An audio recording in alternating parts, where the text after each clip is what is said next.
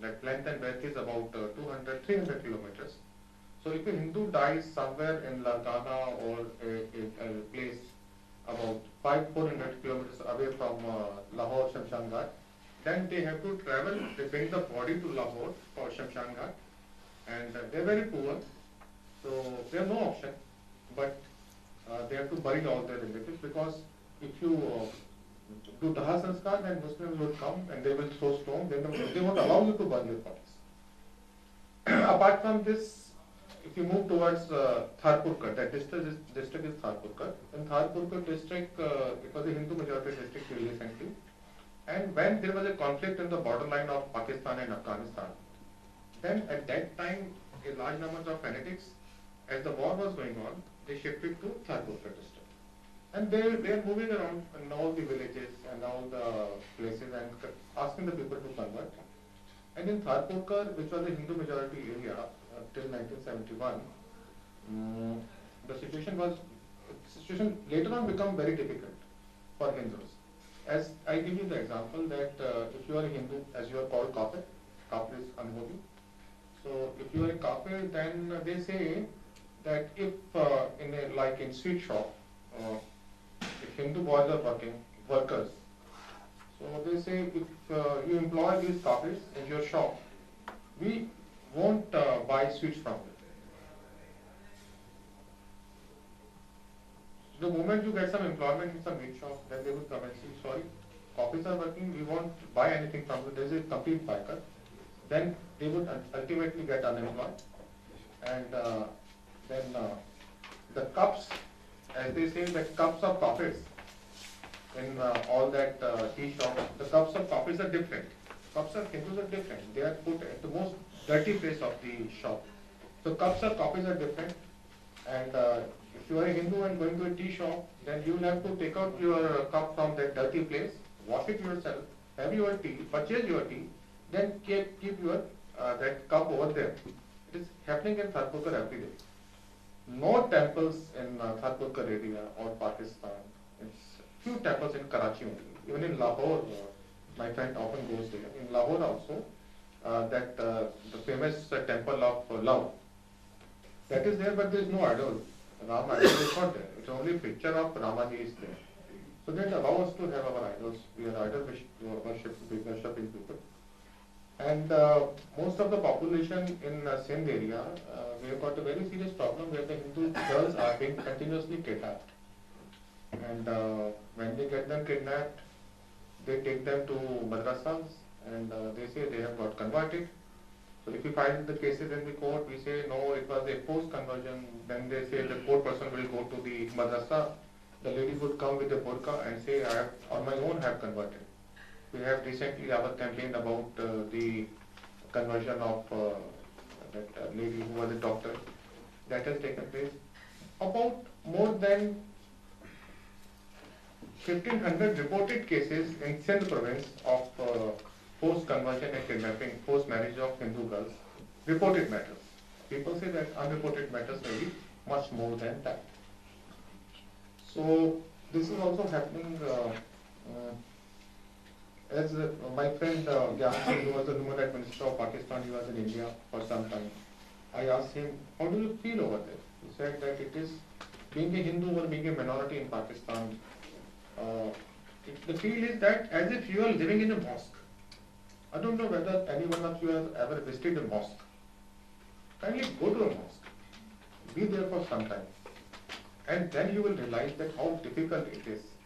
If you are in a mosque and you will be continuously thinking about it, I don't know whether I'm safe over here, then you are living in a country where the Senate, cleanliness is to be maintained not because it is good for health, because the Quran Pak says so. You should respect your elders not because it is a social order, because Quran Pak says so. When everything is as per the Quran Pak, then Quran Pak says that kafirs are unholy. So they should not be tolerated in this land. And in the education also, in class 5th standard and 6th standard books, they say kafirs are kafirs, muh mein ram, bagal mein churi. How do they explain it? Muh mein ram, bagal mein churi. जिनके मुंह में राम होता है उनके बगल में छुरी होती है, don't trust them, it is there in the books. जिनके मुंह में राम होता है, जो राम बोलते हैं उनके बगल में छुरी होती है, so don't trust them. In that the serials which are there in Pakistani television, they are against Hindus. Means the system is against the religious minorities. They don't allow the body to be buried. And when the Hindu refugees were there from Pakistan, we had a camp for them. So we asked them, okay, this is Diwali, we will we have some diyas and play some crackers. So they were not aware of what is Diwali. They are not aware of what is Diwali. They are not aware of what is Holi.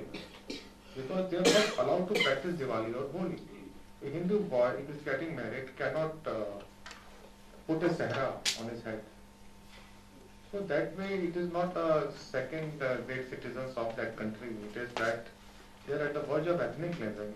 And this population which was in the year 1949, I am not going to the massacre of 2 million Hindus at the time of partition. At the time of, in the year 1947, the Hindu population was 6 million. This population has come down to 3.3 million officially, 4 million unofficially. So where this generation is going? Why the Hindu population is coming down? Why the right of equality is not being granted to them? And they say that when the cricket matches are there, they go to Lahore, everyone is very happy. Our train is going, our cricket matches are going on. They welcome everyone, I understand. My friend very often goes there. But I ask them, if I die in Lahore, what would happen to me? You welcome me in that hotel, whatever name is there. Marriott, you will welcome me in Marriott, say, oh, we are brothers, you are also Punjabis, we are also Punjabis. We share the common heritage and everything. But I ask, if I die in Lahore, what would happen to me? If I die in Lahore, you won't allow me to be cremated. You would force me to be buried like a Muslim. So it is happening over there, every day, every night. Everyone is suffering over there. I'm just bringing you few facts to your notice. Kindly go through our website. You will come to know the fate of the young girls. If you are a beautiful girl, you are going to be definitely kidnapped by the Muslim goons of the area. You are going to be definitely kidnapped. If you are educated, you are going to be definitely kidnapped. And the only option available to the parent is just to keep quiet. Even go to a police station and to register a complaint is a horrifying experience. So this is the situation which our Hindu brothers and sisters are going through in Pakistan. Our job is to bring these facts to your notice and I request you to know more and more about it so that you have a feel for them. And as you don't know that their number, how could you know about their misery? So my humble request is through this session we are trying to bring some more facts about the Hindus and Sikhs in Pakistan and Afghanistan, some more facts about their sufferings, and would request you to kindly open your mind, think about them. They are also part of this universe. When Hindus are thinking about Yazidis, where Hindus are thinking about human rights violations all around the world, why not about Hindus and Sikhs of Pakistan and Afghanistan? Thank you very much. Thank you so much, Rajesh for giving the real-time perspective and the statistics. All of us know that since the last decade, you have been involved in getting the justice done to our people living in our neighboring nation as well as abroad through dharnas, symposium, holding fasts. We really respect you, and I would request all of you to have a separate round of applause for Rajesh for his works. Now, proceeding with our session.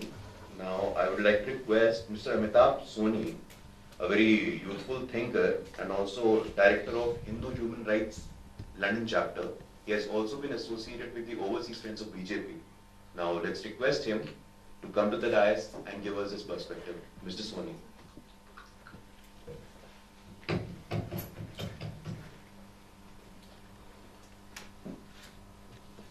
Namaste to dignitaries on the dais and my friends sitting right in front of me. I have lived in England for about 10 years, and the good thing about living in England and that too in London is that you get to interact with different people from different parts of the world. different ethnic backgrounds, religious backgrounds, people from Europe, Eastern Europe, South America, North America, Far East Asia. You get to interact with them. And for many years I worked with the British government. The department is called Social Services, where I would go and interact with people in their homes, in their home environment, and interview them extensively, try and understand where they're coming from, what their problem is, and how the government could intervene and help them out. So that gave me a deep insight as to how people actually think. What are their aspirations, what are their motivations, and also under what circumstances they have come to this country. Yesterday Mr. Murthy spoke about being stateless. I've met people from Somalia who are stateless. There are people who are refugees whose passports have been revoked. So how do they live? Where do they want to go from there? So that gave me a deep insight into people's aspirations and motivations and their problems as well. I also happened to interact with people from Pakistan, from Bangladesh as well, but usually from Pakistan. Being an Indian, coming from an RSS background, an army background, at the age of 30 I went there, grappling with these questions that why is there so much hatred? And I have made some friends, if you like, Pakistani friends, with whom I had formal and informal discussions as to what is that you want from us? आप हमसे चाहते क्या हैं? Right?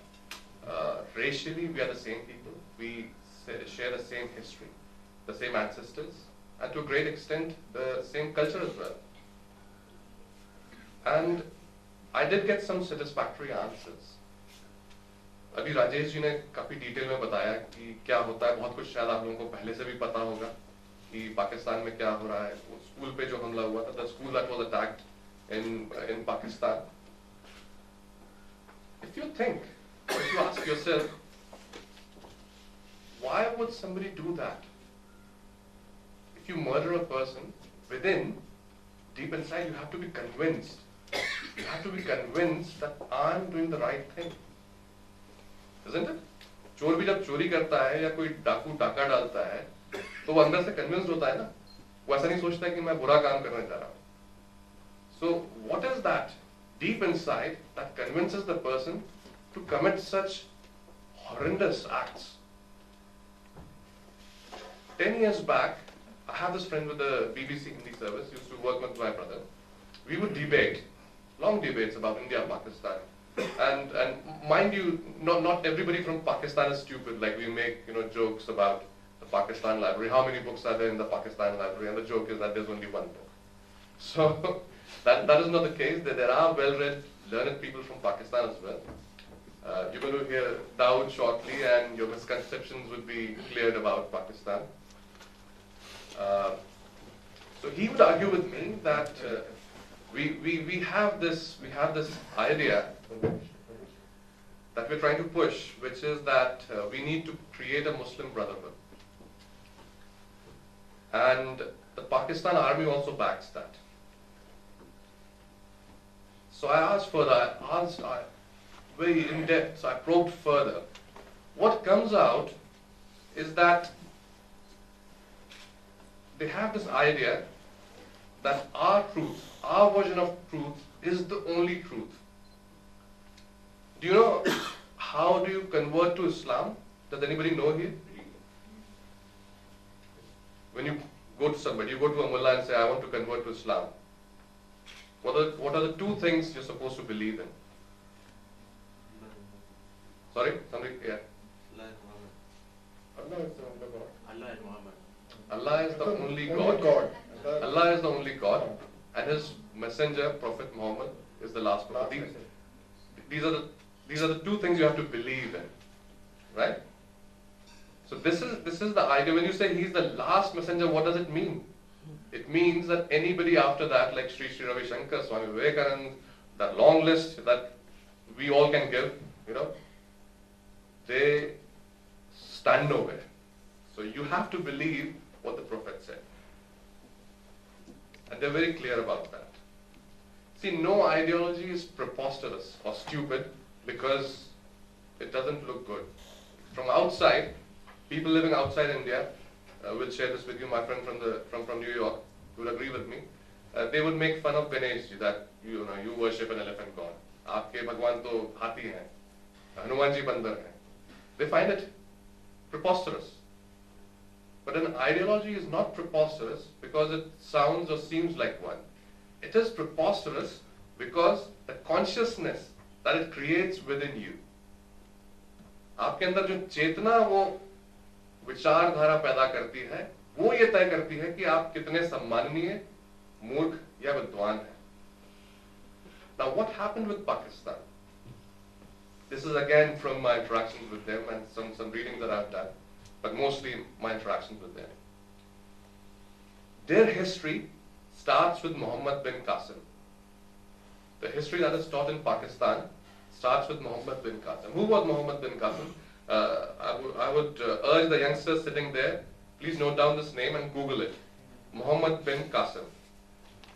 He was the first invader, right?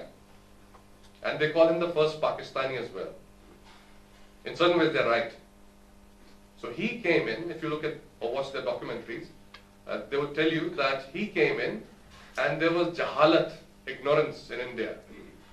People were worshiping monkeys and elephants and other animals, and there was discrimination.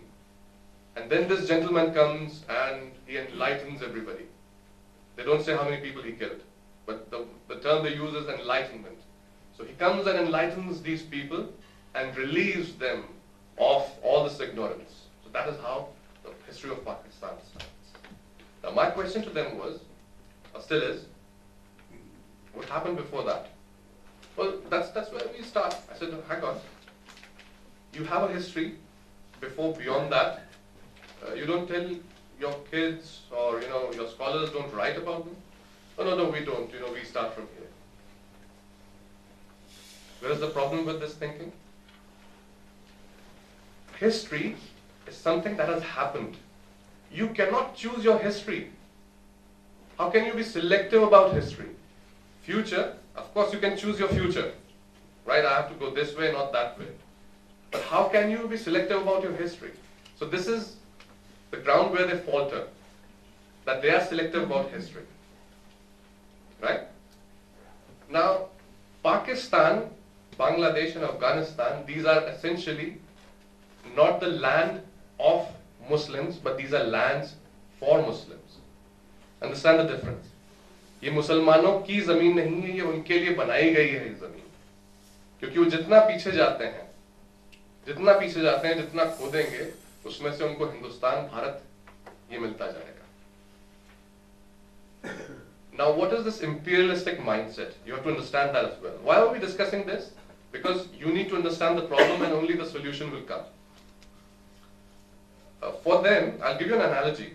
For them, Pakistan, Bangladesh, Afghanistan, and these Muslim countries are like fixed deposits. They have claimed these countries, they have won these countries. Bank में होता है ना fixed deposit कर दिया, अब ये बढ़ता जाएगा. तो ये fixed deposit हो गया. India is a current account. Plunder it as much as you like. Okay? So this is their mindset. Now, you will have seen several initiatives. People who watch news or read newspapers, you will find there are several sensible people in Pakistan also, right? Who are trying to shake hands with India, talk about peace. Daud is one of them, of course, one of the brightest people I've ever met from Pakistan, or the occupied territory within Pakistan, Pashtunistan. Is that right, Daud? No, it's called Khyber Pakhtunkhwa. It's called Khyber Pakhtunkhwa. So there are people who are trying to make these inroads. But these talks, at the end of the day, why do they fail? Or why don't they surface in the mainstream discourse? Why is that not happening? That doesn't happen because Pakistan essentially, at the intellectual level or at the conceptual level, is an antithesis of India. If they shake hands with us, they become our friends, they become Indian. That is the problem. So if they continue to hate us, if they continue to find reasons to hate us, they stick to the idea of Pakistan, because Pakistan itself means hatred for India. If they start loving us, they can't be our enemies. Am I able to articulate this? Yeah. Are you getting this? Yes. Hence, there are many people like Marvi, Sarmer and all, follow them on Twitter, they are against the two-nation theory, essentially. But these people are being sidelined. Observe the current, political current, the pattern of events. Modi ji invites the Prime Minister of Pakistan. He very happily comes, they shake hands, and everything seems a bit hunky-dory. Yeah, it's something positive, a positive gesture from our side, and a positive gesture from their side as well, that he comes, he accepts the invite, he comes in, and they have those, courteous talks, and then he goes back. Suddenly, what happens after that? Breach of LOC, breach of ceasefire, cross-firings, people killed. Why? Why do you think that happens? That happens because Pakistan is being united under this umbrella that is called Islam. And that is the Arabian version of Islam. That's how it's united. So unless you keep telling the people, the Balochs, the Sindhis, the Punjabis, and the rest, that there is a threat from India, Pakistan would implode. It would explode from within. So it is a political and a cultural threat for them to come close to India. So please understand, being what you are and where you are, that this is still a threat. I'm not aware. Has everybody seen the map of India? Yeah? If you think the northern part of India, Kashmir, how much of it is with us? See the current map that we show, or you're taught in schools, we do not have the whole of that with us. We only claim that. Right? I've been asked to conclude, so I'll just take 2 more minutes. One of the greatest lies that has been told to us when we were growing up as children, or some of you are still growing up, I think, as students, is that the essence of all religions is the same. I'm sorry, it isn't. I wish it was like that, but things can't be what you think they should be like, but they aren't like that. I just mentioned what Islam, if you convert to Islam, what you have to believe in the very first time. Without that, you cannot be a follower of Islam. If you look at the global conflicts that have happened in the past, are still happening, and a few Western scholars have pointed this out, that these conflicts will continue unless this Abrahamic mindset of one truth, one God, one symbol will stand. What happens to this concept that we're taught at school, that the essence is the same? No, it is not the same. It is us in Hindus who believe that there has to be mutual peace, harmony and coexistence. Your neighbors do not believe in that. So my request to all the youngsters sitting here, before I conclude, is that please read your history. Please go back in time. India goes back about 5,000 to 8,000 years. Please understand where you're coming from.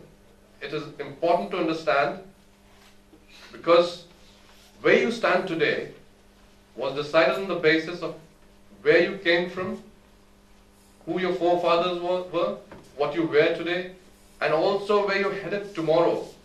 Is decided by the impetus that has brought you right till where you are today.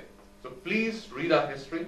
There's a very good section of 12 volumes by Bharatiya Vidya Bhavan. It's by Arti Majumdar and some others as well. Please go through your history. There's several other books. I would have youngsters or anybody who likes to discuss with me can discuss after the session is over. Please go through these books. Understand who you are. Do not believe me, but do understand your history, and then make a strategy for your life, for your country, and your civilization to go ahead. Thank you so much. Jai Hind, Bharat Mata ki Jai. Thank you so much, Mr. Amitabh. That was really very encouraging and insightful. Questioning the historiography, academic thinking, and reaching to a conclusion that the state policy of Pakistan is actually based on the hatred of India. They essentially operate on the ideology of Hate India campaign. Going forward, I would request to Mr. Umar Dawood. He has very interesting profile. He's a columnist with Afghanistan Times and in exile nationalist from Pashtunistan. I would request him to come to the dais and please present his views. You're comfortable? Yes.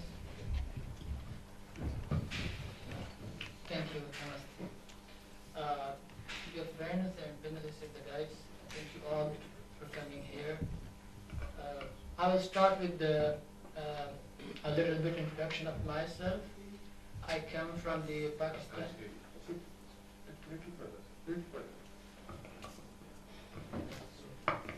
That's okay now. It's okay now. You feel more comfortable when you stand. Whatever you No, it's want. okay. It's okay now.